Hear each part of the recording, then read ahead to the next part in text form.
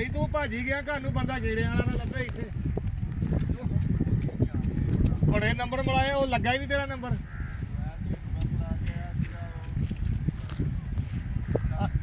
ਅਸੀਂ ਕਿਹਾ ਭਾਈ ਸਾਨੂੰ ਕੋਲ ਹੀ ਲਾ ਗਵਾਚ ਗਿਆ ਉਹ ਲੋਕਾਂ ਨੂੰ ਲੱਭਣਾ ਪਊ ਉਹ ਫਿਰ ਮਹਿਰ ਆ ਗਿਆ ਕੁਦਰਤੀ ਉਹਨੇ ਭਾਈ ਤੁਹਾਨੂੰ ਕਿਹੜੇ ਲਾਤੇ ਅਸਲਾਮ ਵਾਲੇਕਮ ਜੀ ਬਾਈ ਜੀ ਆ ਗਰੁੱਪ ਆ ਜਾਮਾ ਰਾਹ ਦਾ ਚਾਚੇ ਬਾਊ ਹੁਣੀ ਧੜਾ ਦੇ ਪੂਰੇ ਪਲੇਅਰ ਤੇ ਕਾਰੀਗਰ ਬੰਦੇ ਆ ਤੇ ਚਾਚਾ ਜਿਹੜਾ ਨਾ ਖੁਦਾ ਤਰਸ ਵੀ ਬੰਦਾ ਵਾ ਕੋਈ ਮਾੜਿਆਂ ਬੰਦੇ ਵਾਲਾ ਤੇ ਵੀ ਕਰ ਲੈਂਦਾ ਖਿਆਲ ਵੀ ਕਰ ਲੈਂਦਾ ਬੰਦੇ ਬੜੇ ਬੀਬੀਆਂ ਮੁੰਡੇ ਵੇਖ ਲਓ ਤੇ ਧੜ ਬਣਾਈ ਦੇਖ ਲਓ ਮਾਸ਼ਾਅੱਲਾ ਅੱਜ ਇੰਨੀ ਕਿ ਤੇਜ਼ ਹਵਾ ਚੱਲਦੀ ਸੀ ਨਾ ਤੇਜ਼ ਹਵਾ ਚੱਲਦੀ ਦੇ ਵਿੱਚ ਬੜੀ ਮਿਹਨਤ ਕੀਤੀ ਇਹਨਾਂ ਨੇ ਆਲੇ ਦੁਆਲੇ ਬੜੀ ਤੂੜੀ ਇਕੱਠੀ ਕਰਕੇ ਖੇਚਲ ਕਰਕੇ ਫੇਰ ਧੜ ਬਣਾਈ ਆ ਕਿਸੇ ਵੀ ਬੰਦੇ ਨੇ ਧੜ ਬਣਵਾਉਣੀ ਹੋਵੇ ਰਾਤ ਦਿਨ ਸਰਵਿਸ ਜਾਰੀ ਆ ਤੇ ਰਾਬਤਾ ਕਰ ਸਕਦਾ ਚਾਚਾ ਨੰਬਰ ਬੋਲੀਆਂ ਆਪਣਾ 46 48 50 152 0346 48 50 152 ਇਦਾਂ ਹੀ ਆ ਨੰਬਰ ਤੇ ਇਹ ਨਾ ਹੋਵੇ ਕੋਈ ਸ਼ੇਖੂਪੁਰਿਓਂ ਫੋਨ ਕਰ ਦੇਵੇ ਧੜ ਦਾ ਤੇ ਲੈਣਾ ਤਾਂ ਉਹਨੇ ਵਿਚਾਰੇ ਨੇ 20 ਕਿਲੋ ਦਾਣੇ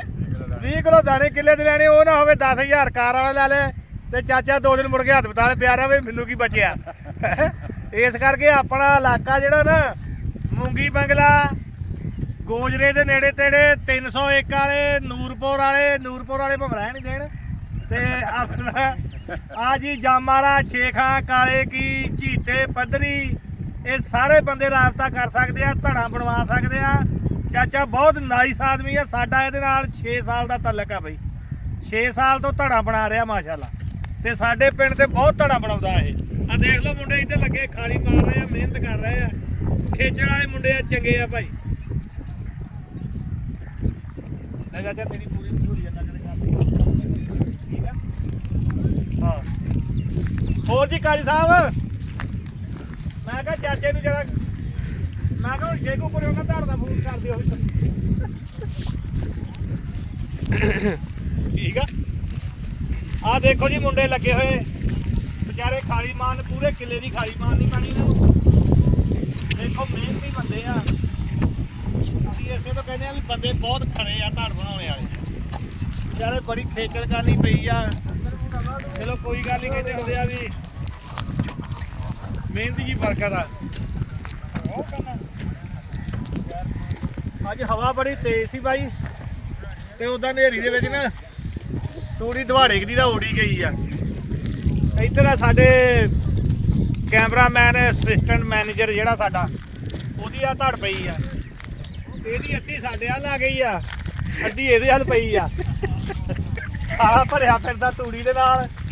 ਤੇ ਮੈਂ ਕਿਹਾ ਚੱਲ ਹੁਣ ਯਾਰ ਉਦਾਂ ਭਾਵੇਂ ਮੰਗਿਆ ਪੰਡ ਨਾ ਦਿੰਦਾ ਤੇ ਆ 2 ਭਾਵੇਂ ਰੋੜ ਕੇ ਚੱਲ ਜਾਣ ਮੇਰੇ ਖੱਤੇ 'ਚ ਦਿਖਾਓ ਤਾਂ ਕਿੱਥੇ ਆਈ ਹੈ ਆਹ ਦੇਖ ਲਓ ਭਾਈ